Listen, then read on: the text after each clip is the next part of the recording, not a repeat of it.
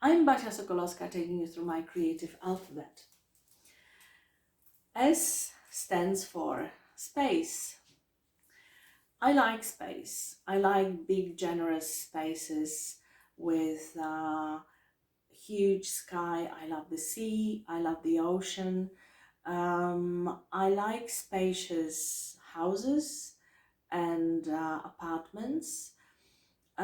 Space is something that really brings in this notion of um, possibility, uh, something that might happen. Uh, I'm a minimalist. Well, that's my ambition. I spend a lot of time rethinking my possessions and disposing of them. I honor space. I like having white walls. I don't like the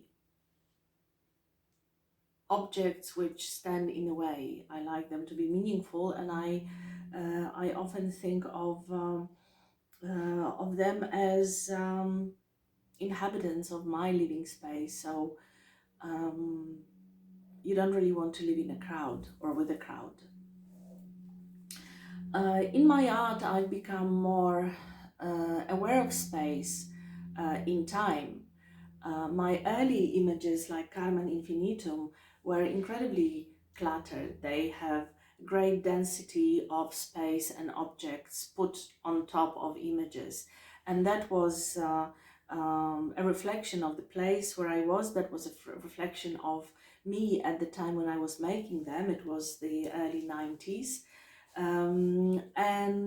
It's quite interesting to see how I moved away from that towards greater spaciousness and simplicity of the image, such as my islands photographs, where you have a very large and calm surrounding with one object, with the island.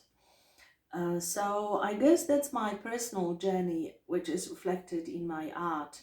But also space is something which I find a very important aspect of creativity, giving yourself the space, giving yourself this kind of room where new ideas can come in. It's like pinhole image, a pinhole camera, which has a black empty interior, and this is where the image appears. That darkness and stillness and spaciousness, I think, are essential for us to hear what's happening within us or on the outside, that is filtered through us, then is reflected in our art. So space is something that I think it's worthwhile to think about. In many photographs, I work with space in front of the camera. I layer objects and fabrics and images, like in the Carmen Infinitum series, to create certain space and to disturb the space and to have different layers interacting with each other. And then that spaciousness kind of gets extended as the time goes by in my other images. So the space and the interior in particular have very metaphorical quality in my images,